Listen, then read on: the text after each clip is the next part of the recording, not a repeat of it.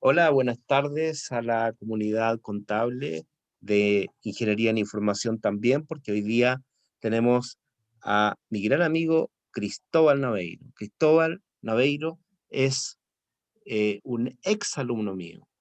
Estudió en la Universidad de Chile. Ya nos contará acerca de su trayectoria, porque también seguramente nos va a hablar de Don Bosco, el colegio donde él estudió.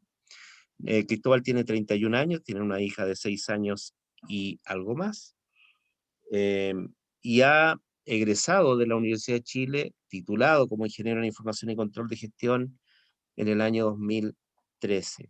Estamos en el año 2021, por lo tanto ya van 8 años, y respecto de esos 8 años queremos conocer qué le ha parecido a Cristóbal su vida laboral, lo nuevo, lo que ha ido descubriendo. Con Cristóbal vamos a hablar del elevator pitch, perdón. Ya nos contará Cristóbal qué es eso. Nos va a hablar del Scrum, un término en inglés que viene del, del rugby, si no me equivoco, del fútbol americano. Ya nos contará eso también, aunque yo no le veo como un cuerpo de futbolista americano. Nos va a hablar también de las startups, acerca de los emprendimientos, algunos mensajes para quienes están emprendiendo en esta época de pandemia y encierro, porque hay muchos emprendimientos ya. Él nos va a contar, pero tengo muchas preguntas que hacerle a Cristóbal y esperemos que sea él quien se comunique con nosotros. Primero, Cristóbal, buenas tardes, por favor, háblanos acerca de tu vida estudiantil, desde Don Bosco, cómo decidiste meterte en la Universidad de Chile, estudiar Ingeniería de Información y Control de Gestión y después llevar la vida que llevas actualmente. Por favor, te cedo la palabra. Leo, muchas gracias. Qué gran presentación. La verdad es que no esperaba una presentación tan linda y larga. Eh, no soy más que un simple ciudadano que intenta llegar a los empresarios, a las microempresas, y querer emprender es una de las cosas que más me gusta. Y bueno, te puedo comentar un poco de mi vida, de la gran suerte de conocerte también, de haber estado en la misma aula, tú enseñándome, y un honor, por supuesto. Así que muy agradecido, espero que podamos conversar y poder tener muchos temas entretenidos aquí.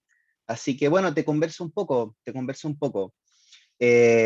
Bueno, yo fui salesiano más o menos desde séptimo básico, o sea, más o menos 12 años, 13 años, y me fui a un colegio que queda, es un colegio salesiano, se llama Oratorio Don Bosco, que queda en Carmen, la calle Carmen, esto es Santiago Centro, la calle Carmen con Copiapó. Siempre he estado viviendo en el centro, casas grandes, casas bien lindas, la de mis abuelos.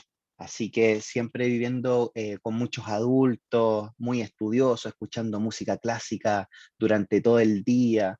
La crianza de los abuelos, la crianza de los abuelos, el olor a madera.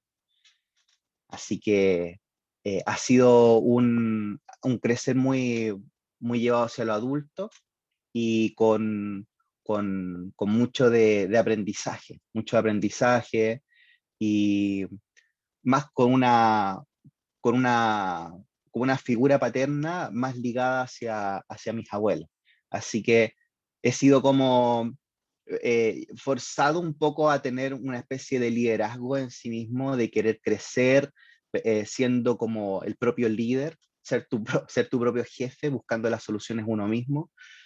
Y ese es más o menos el camino en el cual yo me he forjado. Siempre he querido desde chiquitito entrar a una universidad tal vez tradicional o importante, así que desde chico con esas ganas de entrar a la Universidad de Chile, y entré a una carrera en la Facultad de Economía y Negocios que jamás esperaba llegar ahí, jamás esperaba tener la oportunidad de conocer una carrera tan vasta y tan completa. Y yo creí que esto no existía en los negocios, pero sí, existe. Se llama Ingeniería en Sistemas de Información y Control de Gestión, que es una mezcla, ni te cuento, derecho laboral, derecho tributario, derecho por donde uno lo viera. Por otro lado, econometría, estadística, álgebra, cálculo, creo que ahora se llaman de otra forma. Salí hace 8 años ya de la universidad, y los nombres han cambiado un poco, pero siempre ha tenido ese matiz, ese variopinto de opciones, ese crisol de opciones tan lindas que tiene esa diversidad de excelencia global, de visión global que tiene la universidad, por lo menos la Universidad de Chile, que te colocan muchos temas en las cátedras y eso ayuda a tener una visión transversal para abordar distintos problemas, no solo en la vida cotidiana, sino también a nivel empresarial. Y esas cosas claramente uno no las va a notar hasta que vayan pasando los primeros años de trabajo. El Cristóbal, roce. sí, disculpa, Ujú. quería hacerte una pregunta a propósito de lo que estás comentando, esto de la carrera de Ingeniería en Información, Ingeniería en Sistemas de Información, ¿no? Em, la palabra información, yo siempre cuando hablo de información con mis alumnos, le hago la comparación entre los datos y la información. Les digo que la información corresponde a datos ordenados, a datos que tienen una estructura, Procesado. que tienen un orden de prelación, una sistematización, eh, porque solo con los datos yo no puedo tomar decisiones, necesito ordenar los datos para poder tomar decisiones y de ahí viene entonces la palabra información. Pero en el Claro. último tiempo ha habido algo así como un regreso a los datos. Y ahora hay Big Data, Data Mining, minería de datos, ¿no es cierto? Ciencia de datos, y todo ahora está enfocado al dato en lugar de la información. ¿Qué está pasando? ¿Cómo tú ves este renacer de los datos frente a la información? Mira, yo creo que es la misma vuelta de rueda, solo que pensando en algo más a escala. Yo veo que es cómo integro, cómo centralizo, cómo voy a buscar y descubrir información a partir de un gran volumen de datos. Las empresas a través del tiempo se encuentran con una población mucho más grande, se tienen que enfrentar a cosas más complejas y eso los lleva a inevitablemente empezar a buscar ¿cómo se dice? Un mapa de datos más grande, una población muestral más grande. Entonces, de ahí nace un poco esta discusión de que suena a que el Big Data es algo medianamente nuevo, a que los datos son como más importantes, pero estamos discutiendo algo mucho más profundo. Estamos discutiendo sobre que el paño de datos es mucho más complejo, tiene más variables y hay que considerar el cómo yo empiezo a buscar estos datos. Y de ahí nace, por ejemplo, el tema de que cada empresa tiene su página web, cada empresa empieza a analizar qué datos son los que capturan.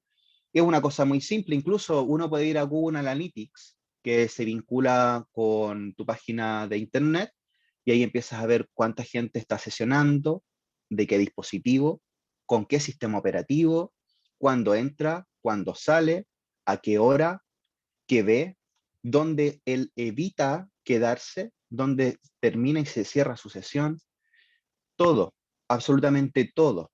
Y esa forma de abordar al cliente, pero de manera escalable, de manera masiva, se transforma en un comportamiento que debo descubrir, entender y finalmente transformarlo en cómo yo lo persuado, siendo una empresa, siendo un equipo de marketing, un equipo con un CRM, con un sistema de relacionamiento con el cliente, y finalmente ahí es donde yo voy a buscar persuadirlo.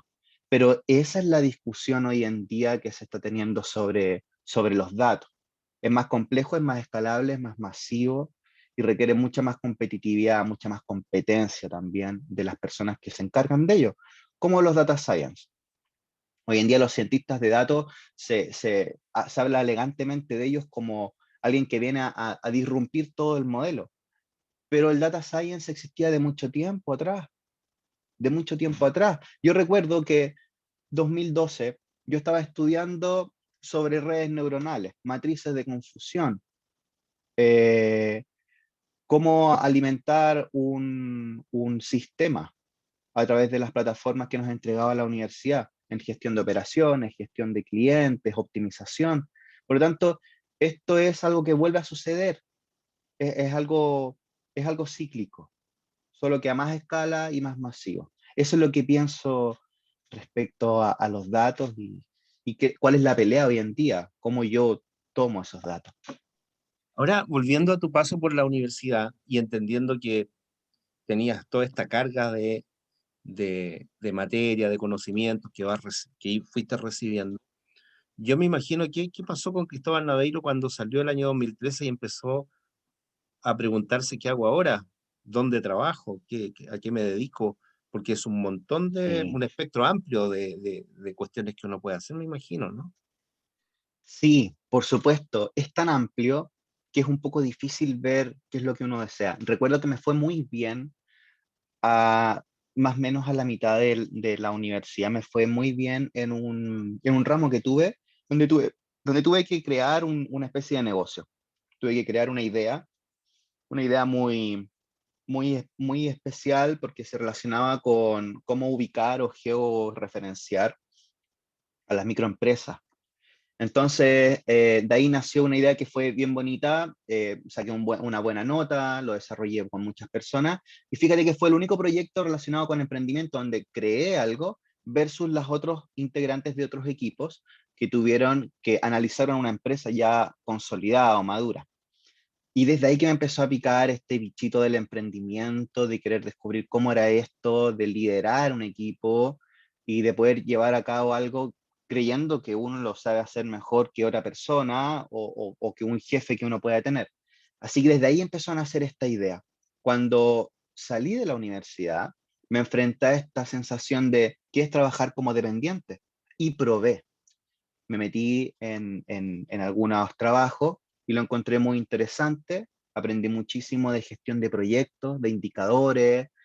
Yo creo que la primera fase de descubrimiento que tiene un ingeniero en sistemas de información y control de gestión, básicamente se torna hacia la parte de entender los datos, de entender el presupuesto de la compañía o a nivel de algún área en la cual uno se está desempeñando, eh, a entender cómo yo puedo optimizar o mejorar en el proceso en el cual me encuentro. Básicamente por ahí va el primer acercamiento a lo laboral. Después uno puede ir especializándose e ir, por ejemplo, hacia el lado de las provisiones, de lo contable, de las brechas. Uno podría, por ejemplo, ir por el lado donde me fui yo, que fue entender un poco más cómo mejoró el proceso, entender que la reportería puede ser automática, puedo extraer los datos, empecé a estudiar y conocer un poco más de programación. Es una carrera que te enseña programación, contabilidad, finanzas, econometría, gestión de todo. Pero a mí me gustó esa parte de por qué me están pidiendo que haga un reporte que dure, que tengo que demorarme una semana en hacerlo, o 2 semanas, o me toca coordinar con muchos equipos, cuando puedo vincular el Excel y puedo extraer la información. Y cuando extraigo la información, la coloco en un dashboard, un cuadro de mando, como un cockpit gerencial. Un cockpit es la cabina que tienen los aviones, donde yo puedo ver todos los datos y puedo tomar decisiones desde ahí. Me tocó hacer eso y me di cuenta que podía ser mucho más rápido, más automático, más eficiente. Entonces ahí fue donde dije, esto puede ser mejor. No, no quiero ser alguien que reporte, no quiero ser alguien que genere valor haciendo un reporte, sino alguien que pueda acelerar los procesos, automatizarlos. Por ahí me fui. Ese fue mi primer acercamiento en los primeros años. Y ya después quise emprender y me lancé. De hecho, junté un poco de dinero y me lancé por el lado de la tecnología. Cuando me di cuenta lo potente que era la tecnología, me fui a crear una aplicación móvil. Conformé un grupo de personas de tecnología y con mi polola, que me ayudó mucho en la parte de recursos humanos, gestión. Presentamos un proyecto a Corfo, lo adjudicamos, paréntesis.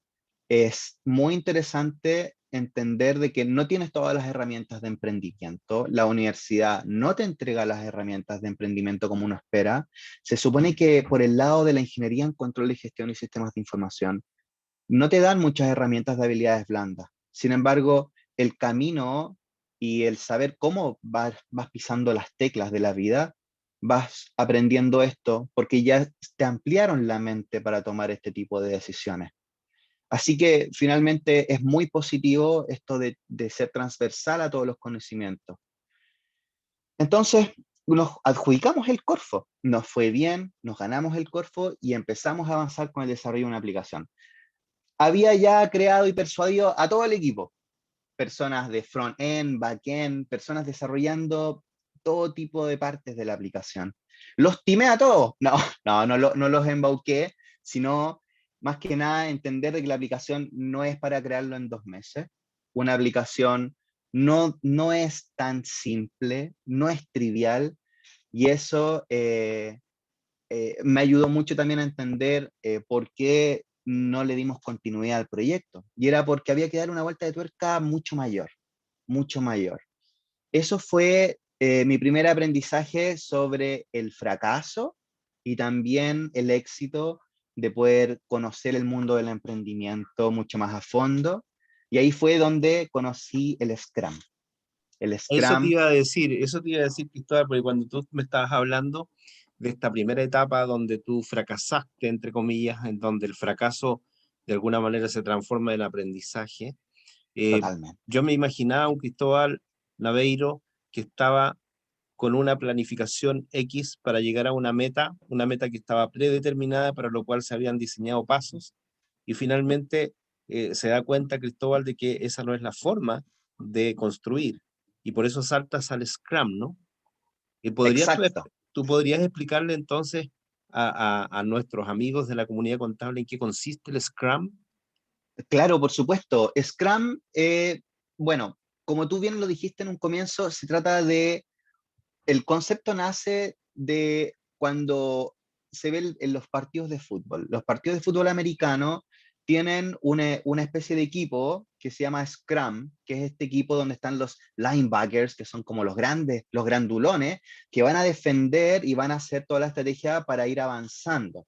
Entonces, este equipo se llama Scrum y saca la definición o la idea de ahí, este marco de trabajo que se llama Scrum. Porque tú te mueves como un equipo, el equipo que construye, el equipo que desarrolla, el equipo que crea algo, se va moviendo hacia adelante y hacia atrás, de manera coordinada, de manera coherente, pero siempre unidos. Esa es la idea de la cual nace el Scrum. Y por supuesto, de esta idea de que los productos que uno va desarrollando a través del tiempo se hacen más complejos, mucho más complejos. Y de ahí, de ahí nace el tema de que como un producto es más complejo, puede cambiar, puede encontrarse con un contexto muy cambiante en el mercado, en las personas que lo conforman, en los ideales y la visión estratégica que tiene la empresa que quiere desarrollar un producto, sea tecnológico o no sea tecnológico. Esa es la idea.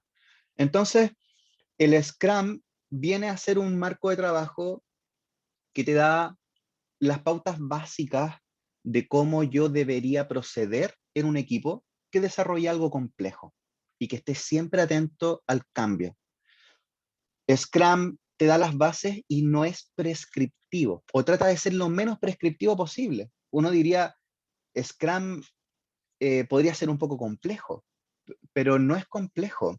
Son solo bases. Te dice, cada cierto tiempo, júntate con el equipo y haz una retrospectiva. Cuestiónate, cuestiónate si lo que hicimos está bien, cuestiónate qué es lo que hicimos mal y cómo vamos a mejorarlo. Solo te dice eso, según esa base. Te dice que antes de entregar las cosas, tú tienes que tener una demo, una review para juntarte con todos los stakeholders, todas las partes interesadas, para poder saber si lo que vamos a entregar es lo correcto.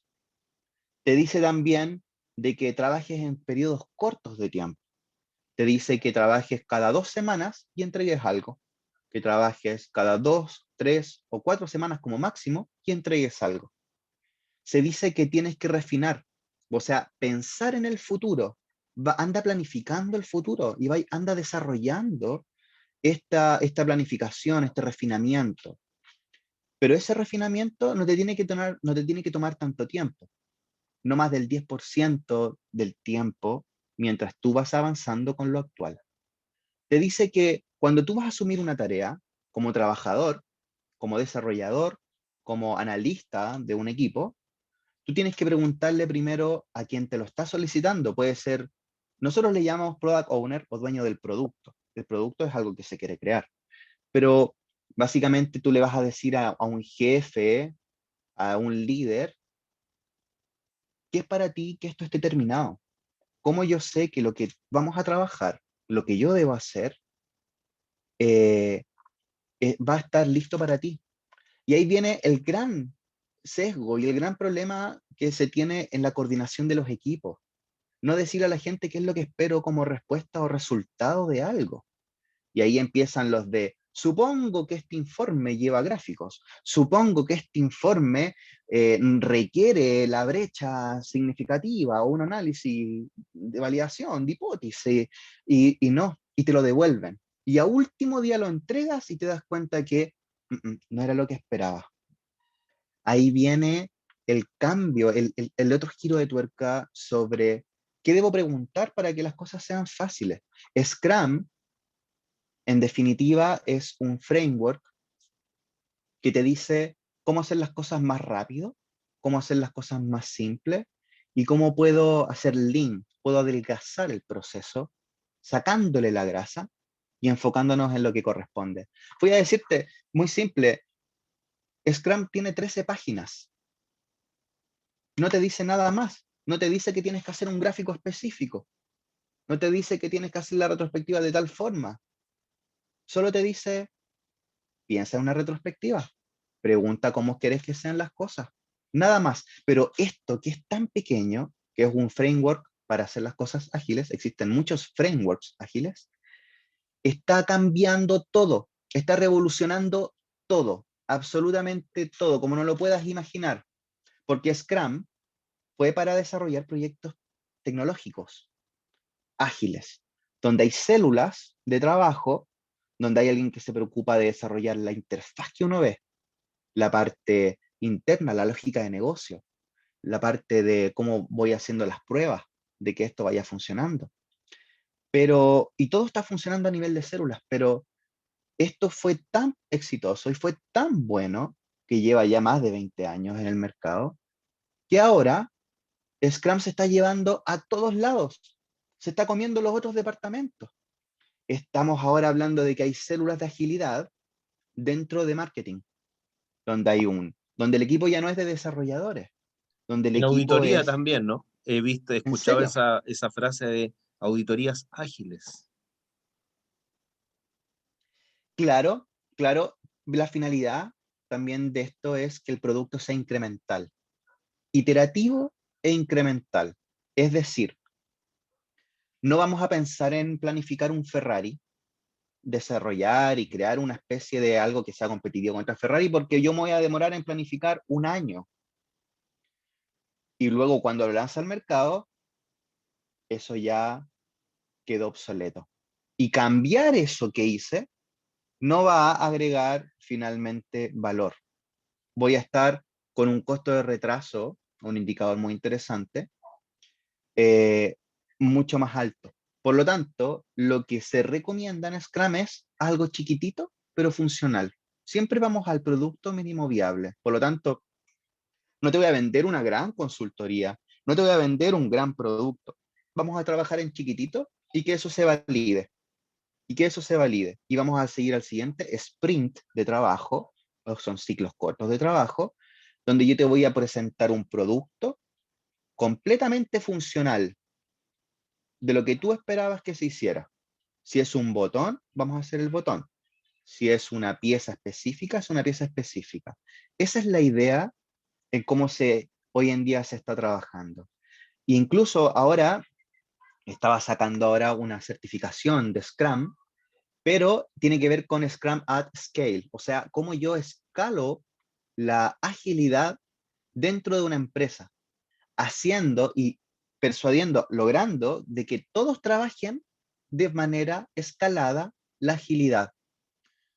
O sea, te estoy diciendo que ya en Boston Clinical, una empresa gigante de Estados Unidos y otras más, incluso en la Fuerza Aérea de Estados Unidos, se está trabajando con Scrum y hasta el vicepresidente está conformando células de Scrum para poder trabajar. Claro, en esa escala se llaman el Executive Action Team o si no el Meta Scrum Executive, que son distintas esferas de alto poder político, de alto poder de financiamiento, pero que toman decisiones para remover los impedimentos. Cuando tú te preguntas dentro de una organización, finalmente, ¿qué hace un jefe? Finalmente, ¿qué hacen todas las escalas superiores? En definitiva, lo que ellos hacen son eliminar impedimentos, tomar decisiones que no puedes delegar hacia abajo, las acciones irreversibles, no las acciones reversibles, que son las que tú le vas a delegar a las jefaturas más abajo. También te vas a preocupar de alinear la estrategia, la visión. Y todo eso, Scrum lo despliega hacia abajo en una visión de mundo donde todos trabajan de manera coordinada y, y fíjate que ha dado resultados. Hay un ejemplo muy importante de Scrum en la Fuerza Aérea de Estados Unidos donde un avión costaba muchísimo y que todavía no se logra desarrollar el avión. Creo que se demoran como entre 3 y 6 años en desarrollar un avión complejo y grande que logre ser competitivo para la Fuerza Aérea Militar. Cuando cambiaron al modelo de Scrum, ellos lograron bajar sus costes de implementación y podían crear un avión cada 6 meses, totalmente funcional. Y hasta tira bombas. Pero bueno, ese es otro tema. Lo interesante es cómo ellos, a través de un escalamiento de Scrum, logran coordinar a más de 4.000 personas con reuniones de 15 minutos. El Stand-Up Daily Scrum, que es una forma de conversemos lo que es un impedimento, pero en 15 minutos. Y así se van coordinando y se va saturando y se va centralizando y saturando la información sobre un problema y esto va escalando hacia el Executive Meta Scrum y al Executive Action Team, que son vicepresidentes, gerentes y directores. Y ellos solamente van removiendo impedimentos y alineando la estrategia. Y de ahí nacen prácticas muy lindas que te ayudan a hacer un trabajo más dinámico, donde tú te puedes preocupar en aumentar la felicidad de las personas que están trabajando. Y eso es lo más lindo. Esto se trata de prácticas que hacen que la gente sea mucho más feliz. Eso es lo que trata de lograr Scrum. Interesante cómo lo relatas, estimado Cristóbal. Es más, me da la impresión de que esta vuelta de tuerca, como tú le llamas, esto de regresar a otra forma de generar cosas, digamos, ideas, de poder arribar a ideas, por ejemplo, o productos, qué sé yo, aplicaciones, me suena más como recuperar el sentido común, ¿no? Que el sentido Exacto. común, ¿no? El sentido común no es tener un plan en donde haya ciertos pasos que necesariamente tienen que seguirse de una forma cronológica. En la vida diaria uno avanza y retrocede, decide, termina finalmente, al comienzo te propones hacer A y terminas haciendo Z, pero quedas contento, ¿ah? Con el resultado. ¿Podrá interpretarse así? Efectivamente, hay muchas prácticas. Es algo fácil de entender. Scrum o un método ágil es fácil de entender, pero es difícil de dominar porque igual son muchas variables las que hay que entender. Cuando uno intenta implementar Scrum o la agilidad dentro de una empresa, uno tiene que primero entender que tienes que cambiar el mindset, tienes que cambiar el pensamiento y la forma en que tú haces las cosas. Y te vas dando cuenta con el tiempo de que los pequeños cambios se basan sobre cosas de sentido común. Por ejemplo, una variable o una práctica muy entretenida es entender cuál es la capacidad proyectada del equipo. ¿En qué se basa esto? Tú tienes un equipo que tiene que trabajar en algo y ese equipo tiene 45 horas a la semana y ellos básicamente tienen que desarrollar, construir o hacer reportes, informes, lo que sea. Tareas recurrentes y no recurrentes. Pero por supuesto, tú no puedes pensar que tienen 45 horas para hacer eso. La jefatura ahí cae en un primer error. Primero hay que pensar de que tienen que tener un tiempo de retrospectiva, de retroalimentación. Tienen que tenerlo. Tienen que pensar que tienen que mostrar o hacer una demo del producto para saber si están bien encaminados. Tienen que planificar de forma corta, acotada, cuánto es lo que va a demorar, pero no puedo estar planificando lo que voy a hacer todos los días. Eso se hace cada cierto ciclo. Y después de hacer todas esas cosas, como el refinamiento del futuro, la planificación del presente, las daily, que son reuniones cortitas en la mañana, eh, existe también eh, otras cosas como impedimentos, reuniones que son imprevistos y que te toman mucho tiempo. Finalmente, cuando uno se da cuenta de cuánto tiempo tiene el equipo para poder avanzar y ser feliz sin desmotivarse, te das cuenta que no son 45 horas, pueden ser 30. Pero si tú le dices al equipo, trabaja solo en estas cosas, entendiendo cuál es mi capacidad final de trabajo, ellos van a ser más felices. No van a sentirse eh, sometidos, presionados a algo que no desean.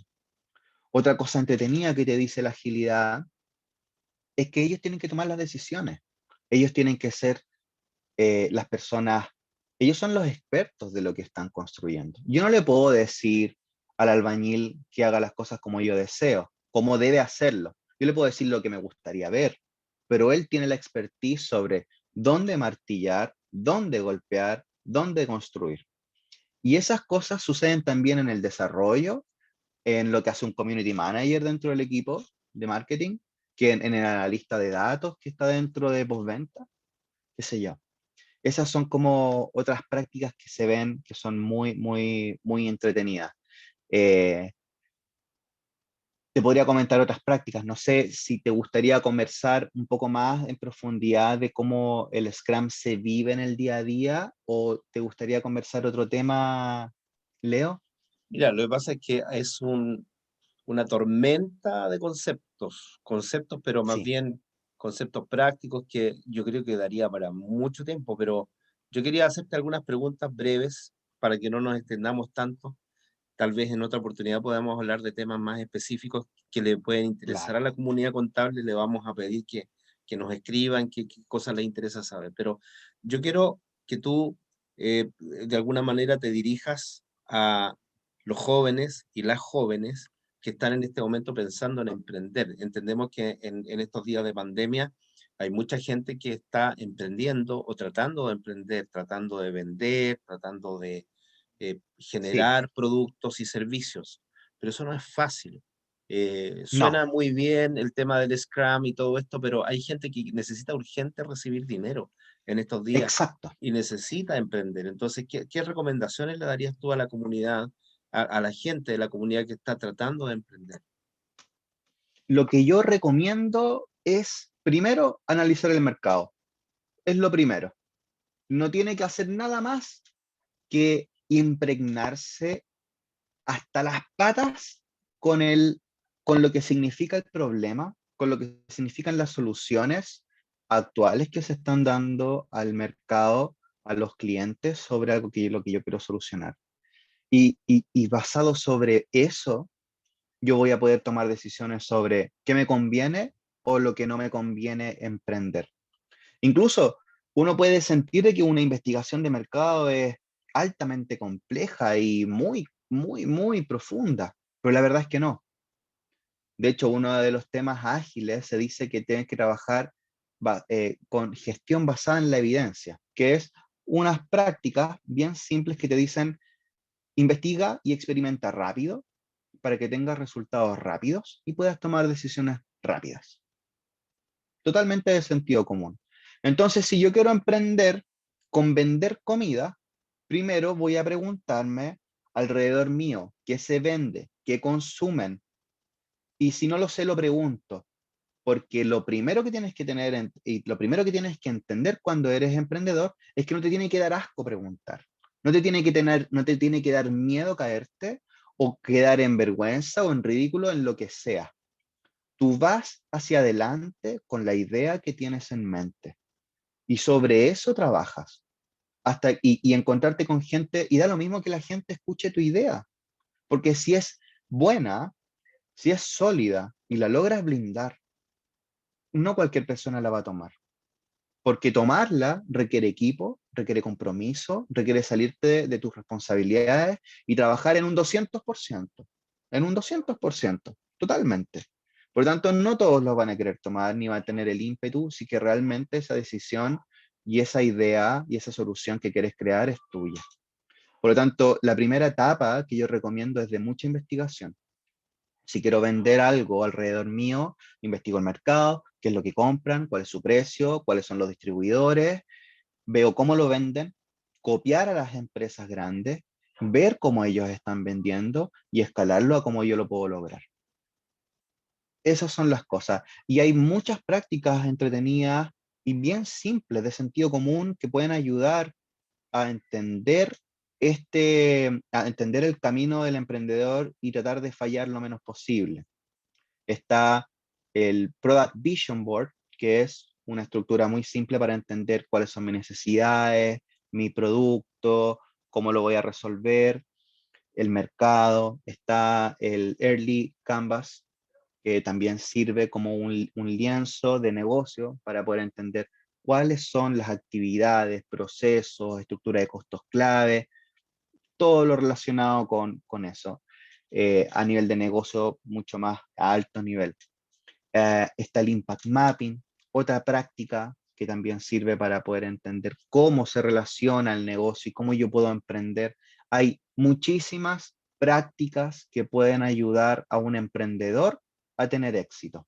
Hay muchas redes de apoyo, así Muchas que veces, es disculpa, posible. disculpa Cristóbal, muchas veces se tiene la idea de que ¿para qué voy a emprender si hay grandes empresas y siempre las grandes empresas se van a devorar a las empresas pequeñas? ¿Pudiera ser un mito, pudiera ser verdad? Cuenta, ¿qué opinas tú de esa frase? Parece que, bueno, es verdad que las empresas grandes se están comiendo a las empresas chicas, pero la necesidad de querer emprender está muy impregnada en el chip del chileno, de su idiosincrasia, de su cultura, y hay muchos mecanismos que han tratado de incentivar esto, que yo lo aplaudo, le saco el sombrero a Corfo y a un montón de entidades que intentan mejorar la cantidad de emprendedores. Yo creo que no están solos, no estamos solos en ese sentido. Lo que sí, Entonces falta información, para la gente le falta información, porque lo que tú sabes que puede beneficiar a ciertos emprendimientos, los emprendedores no están al tanto de que ellos pueden obtener esos beneficios tal vez, ¿no? falta una instrucción, falta educación. Cualquier persona tiene ganas de emprender, pero no sabe de negocio, no sabe de las redes, no sabe dónde buscar, qué es lo que entrega el gobierno, qué es lo que entregan los gobiernos más centralizados, como los municipios, como hay mucha información y es difícil saber por dónde partir.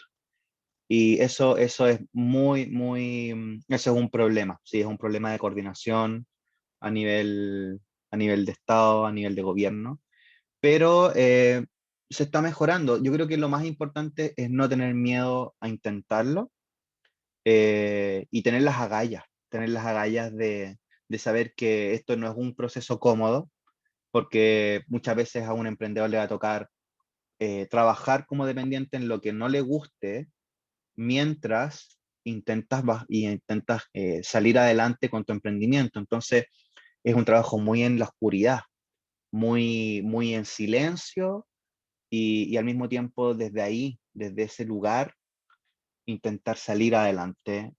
No es simple, pero hay formas, siempre hay mecanismos.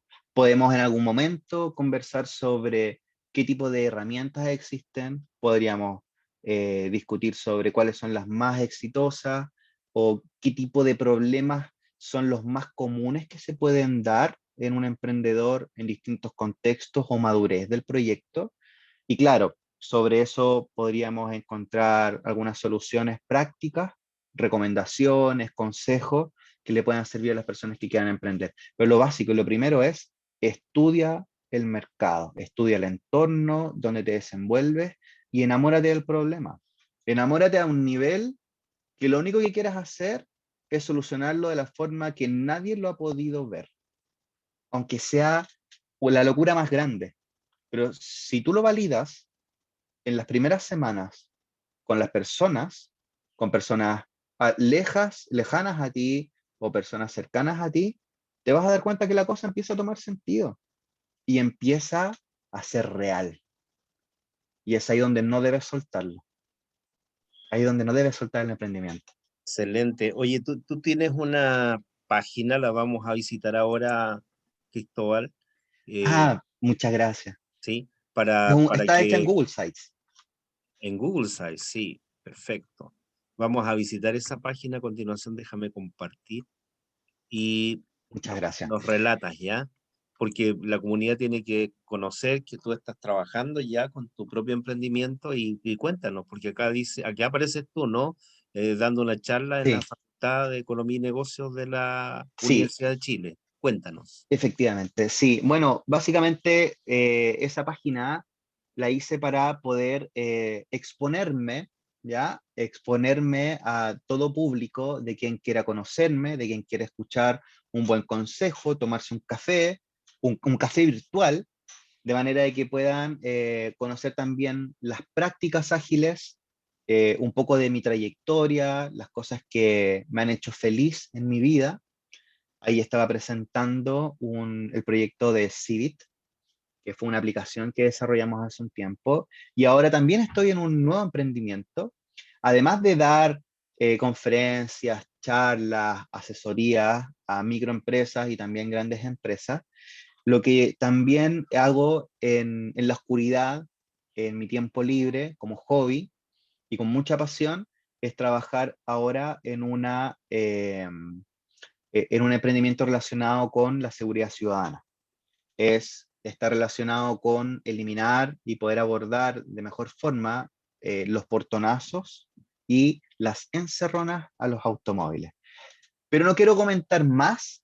Estamos desarrollando un prototipo el cual involucra muchas variables electromecánicas, electrodigitales, temas de agronomía, así que tiene muchísimas aristas, muchísimas especialidades, expertise, y eso es algo que vamos a seguir trabajando en el tiempo. Como podrás ver en las otras páginas que están en el encabezado, está un análisis sobre cada uno de esos temas que tienen relación con darle continuidad a un proyecto, con inicializar un proyecto, con hacer entender y analizar lo que es el Scrum. Por ejemplo, en esa imagen aparece cómo funciona Scrum. Hay un dueño del producto, hay un equipo que conforma la experticia completa para desarrollar y construir el producto, existe un Scrum Master que te ayuda a coordinar y hacer más ágil una célula de trabajo, y existen los stakeholders, que son las partes interesadas, donde existen clientes, el gerente, el dueño de los inversionistas, los usuarios, los clientes. Por lo tanto, hay mucha información acá que es de interés para quien quiera conocer un marco de trabajo ágil. También existen herramientas y toolkit relacionado a cómo descubro un producto, cómo yo genero un producto que sea innovador, cómo lo llevo a cabo, qué herramientas me sirven. En delivery, eso es en la parte de discovery. En la parte de delivery van a poder encontrar herramientas relacionadas a cómo yo le doy continuidad al trabajo que se está haciendo en el día a día, qué buenas prácticas ágiles existen. En Scrum at Scale se discute sobre cómo yo escalo la agilidad, cómo yo hago que los equipos ya no sean tan solo los equipos ágiles, sino que también los gerentes sean ágiles, los altos ejecutivos sean ágiles, los directores y el presidente y el vicepresidente también trabajen de manera ágil y que la empresa vibre virtuosamente en un marco que se profundiza y se orienta en darle felicidad a sus empleados porque les da la toma de decisiones a ellos mismos. Esa es la idea del marco ágil, cómo ser más felices creando productos complejos, pero trabajando rápidamente y con mucha transparencia, con mucha transparencia. Y de eso se trata más o menos lo que es mi página web. eh, es para poder mostrarles a las personas que existen muchas herramientas, que no están solos y que pueden contactarme si lo desean para conversar sobre escalar la agilidad, crear nuevas prácticas o implementarlas tanto en empresas pequeñas como en áreas específicas, áreas de negocio, funcionales, áreas de centros de responsabilidad, dentro de una organización madura y consolidada del tamaño que sea. Scrum se puede escalar a 6.000 personas fácilmente en una empresa. Solo requiere tiempo y coordinación y A mí me, disposición de cambiar la estructura. a mí me da la impresión, estimado Cristóbal, que dentro del concepto de Scrum, de estas metodologías ágiles, está implícito el otro concepto más proveniente de la psicología, que es el de resiliencia, en el sentido de que muchas veces cuando uno piensa desde el punto de vista de la planificación tradicional, uno tiene una meta y si no llega a la meta se deprime y no resultó y soy un fracaso. En cambio, en las metodologías ágiles tú tienes metas pequeñas, después de cada sprint vas encontrando el primer resultado, no te gustó, retrocede, vuelves a generar otro y finalmente llegas a algo que nunca estuvo planificado, pero eres exitoso igualmente. Por ahí Exacto. viene más o menos lo que yo entiendo acerca del concepto de Hay, Scrum. sí, hay un anunciado muy interesante dentro del Scrum que dice, nosotros vamos a tratar de cambiar la cultura cambiando la estructura. O sea, si tú cambias la estructura, cambias la cultura. Y desde ahí nace la forma en que Scrum se vive. Y la cultura se basa en valores. Scrum funciona con 5 valores y de los cuales todos tenemos que saber afrontar, respetar y convivir con ellos, que son la apertura o la franqueza.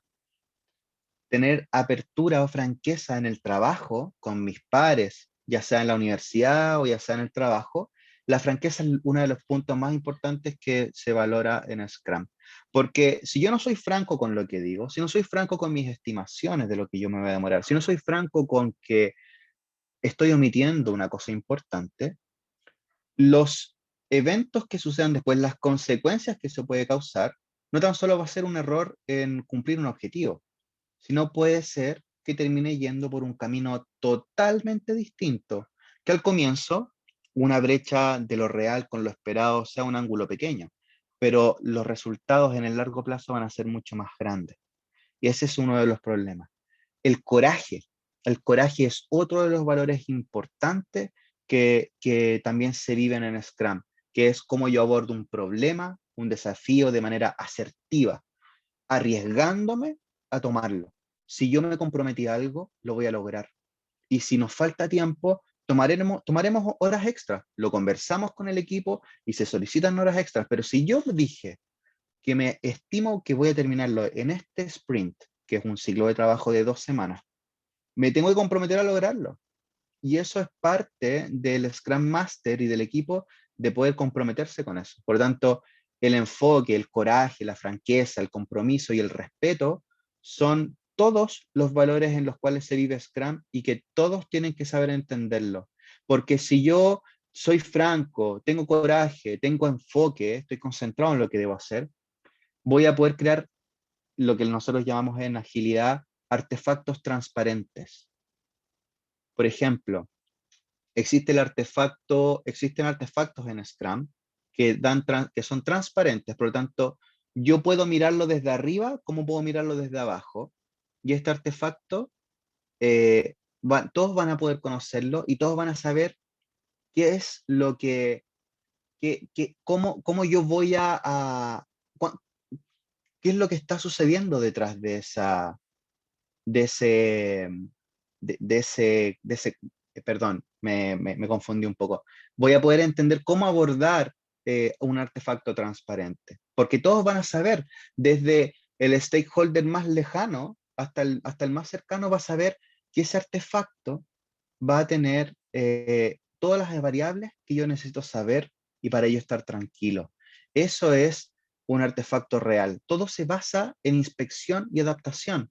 Scrum y la agilidad se basa en términos empíricos. Todo es empírico. Yo no voy a hacer algo como product owner, como dueño del producto que se está desarrollando, como jefatura, como líder, como lo que sea. Yo no voy a desarrollar algo si no he comprobado que su valor actual neto agrega valor. Y, Así de importante. y disculpa, y cuando Cristóbal Naveiro es contratado por una empresa para poder prestar el servicio que tú prestas, ¿qué es lo que hace Cristóbal Naveiro allí? ¿Le ayuda a desarrollar un producto? ¿Le ayuda a instalar la idea de Scrum? ¿Cuál es el valor agregado de Cristóbal cuando acude a una asesoría?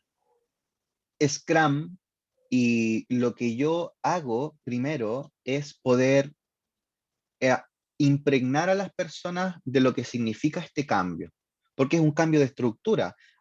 Tiene que existir una disposición muy grande a entender que los beneficios de esto son inmensos, pero también requiere mucho trabajo y disposición de la alta gerencia a crear el cambio. Crear el cambio no es trivial, requiere tiempo, pero requiere también compromiso de cada persona. Compromiso, enfoque, respeto, coraje de querer cambiar y franqueza de decir que las cosas tienen que mejorar.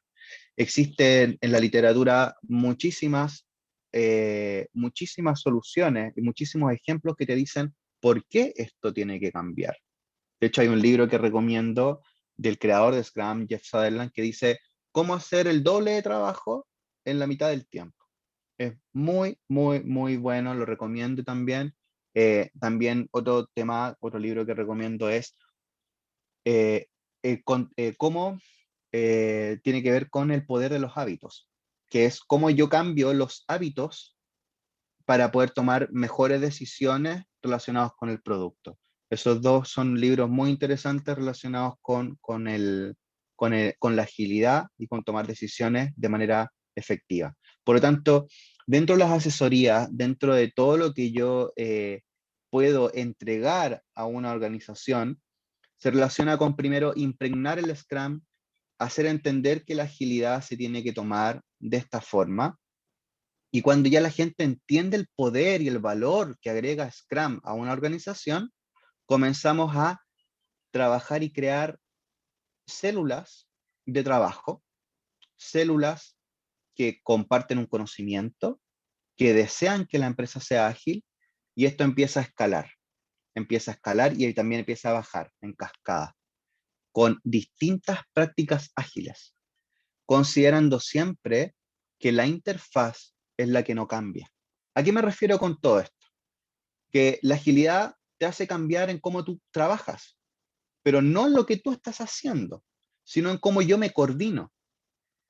Yo no voy a decirle cambia la forma en que yo converso con alguien frente a una interfaz, porque si yo cambio la interfaz entre equipos, la empresa, el lado de finanzas con el de tecnología, la interfaz de operaciones o fabricación de un instrumento con respecto a la parte de logística.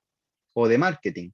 Las formas en la forma en que ellos interactúan, esa interfaz no cambia, porque ese costo de interfaz, de cambio de interfaz es muy alto. Por lo tanto, lo que tú cambias en cómo yo como equipo voy haciendo los procesos más lean, más eficientes. Desde esa base es en la cual se cambia la forma de trabajar, en añadirle reuniones que agreguen valor, que no duren más de 15 minutos, que las reuniones sean efectivas, que la forma en solicitar las cosas tengan criterios de aceptación para poder saber si lo que yo estoy haciendo me lo vas a aceptar cuando te lo entregue. Entonces son prácticas de sentido común que empiezan a impregnarse y escalarse en toda la organización. Eso es lo que se entrega en una asesoría de agilidad y que la gente que puede tomar las decisiones, que son los altos ejecutivos, tomen decisiones con mucha disposición a crear cambio, a crear cambio. Y para allá es donde va todo. Scrum y cualquier tipo de metodología ágil se está comiendo el mercado porque está dando resultados en un 400% de rapidez. Así que, y la gente está más feliz. Eso Es es. cierto, es Finalmente la gente está cierto. feliz. Stand-up meetings, 15 minutos de una reunión y ya está todo resuelto, y a veces menos de 15 minutos. Oye, Claro, Cristóbal, bueno, la verdad es que podríamos hablar muchísimo, yo creo que tenemos que ir cerrando, pero antes por hay supuesto. alumnos y alumnas de auditoría, alumnos y alumnas de ingeniería en información y control de gestión, alumnos y alumnas de ingeniería comercial que están por egresar, que están estudiando, que en un tiempo más van a estar egresando y lanzándose al mercado laboral. Estamos pasando tiempos de gran incertidumbre, no sabemos qué es lo que viene en el futuro, el escenario es distinto, el escenario ha cambiado. Yo creo que en muchos de estos alumnos y estas alumnas hay algo de temor, algo de incertidumbre de qué va a Sí. pasar, de cómo va a estar el mercado laboral, de cómo va a ser mi emprendimiento, etcétera, etcétera. Quisiera yo que tú les dirigieras algunas palabras desde tu punto de vista de cómo deben enfrentar el futuro después de esta pandemia o a lo largo de esta pandemia que estamos viviendo. Bueno, eh, no es fácil, es una situación inesperada, difícil de adaptarse y seguramente muchos de ellos tenían altas expectativas de titularse y comenzar a generar ingresos en sus casas, en sus viviendas, en sus hogares, donde seguramente ya algunos ya no van a generar ingresos y ellos van a tener que empezar a ponerse con dinero en la casa y poder levantar y, ¿cómo se dice?, parar la olla. Bueno, eh, frente a eso, no queda más que buscar una estrategia sana, potente, que te haga relucir, que te haga brillar de entre todos los demás. Y para eso recomiendo exponerse muchísimo, desarrollar una página profesional, trabajar en eso. Hoy en día hay muchísimos videos que te dicen cómo prepararte para una entrevista laboral, cómo preparar tu página personal, tu página profesional, tu currículum. Existen muchas herramientas, solo hay que buscarlas. Por lo tanto, primero es tener el coraje de buscar la exposición necesaria para que las empresas te vean. Si es que tú quieres trabajar dependiente o quieres buscar un trabajo, o incluso si tú quieres emprender, la mejor forma es exponerse. Eso es lo primero. Lo segundo es generar ingresos rápido, buscar, como les dije, eh, tratar de emprender con algo siempre es entretenido, te ayuda a tener una visión transversal de lo que significa tener una especie de hijito que va naciendo desde chiquitito y vas añadiéndole valor, porque tienes que preocuparte de sus finanzas, de la parte contable, de los impuestos, de cómo vender, de cómo vas a abordar las operaciones.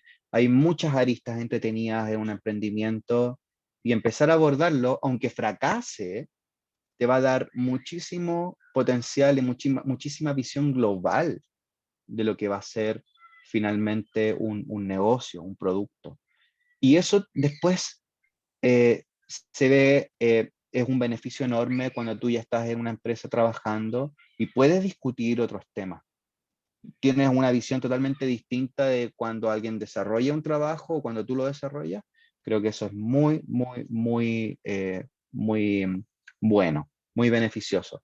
Por lo tanto, creo que por ahí podría dar un consejo relacionado a generar ingresos rápidos, exponerse suficiente y, bueno, no perder la esperanza, por supuesto, pero siempre crear redes de contacto. Lo más importante también es, una cosa muy importante, es crear redes de contacto. Escucharse, la gente está muy sometida al qué dirán, el que no sé, si me veo bien, si me veo mal, y empezamos a llenarnos, empezamos a lugubrar un montón de ideas que simplemente son nefastas para nosotros, que nos contaminan y que vician nuestro día a día en inacciones.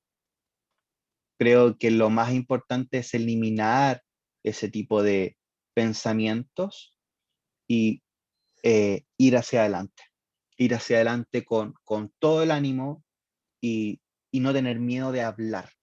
Oye, no me siento bien, he pensado en esta idea, conversémosla, me molesta esto, ¿a ti te ha pasado? Absolutamente nadie en esta vida ha vivido algo nuevo respecto de otra persona que ha vivido antes. Todos creo que hemos caído en situaciones existenciales, en situaciones de pánico, en situaciones de crisis, y lo más importante es comunicarse. No, que no nos envuelva el sistema en esta situación donde las personas están lamentablemente más encerradas, trabajando, o sea, trabajando desde casa algunos, donde hay una o dos personas en un departamento, o tres personas, o cinco personas, y no se hablan, y están atomizadas, y no logran crear un ecosistema donde se conversan las necesidades, se conversan los temores, y creo que ahí hay bueno, un problema de sistema, de cómo nos van individualizando y nos quitan un poco este pensar político, filosófico, que nos ayuda también a poder expulsar nuestra contaminación interna. Por eso es importante que las redes sociales y la forma en que la gente se comunica también mute, se adapte y pueda ser usada a favor, y que cada uno también se transforme en psicólogo del otro, en escucharlo, en entenderse, en ser empático con ese dolor y desde ahí ser resiliente.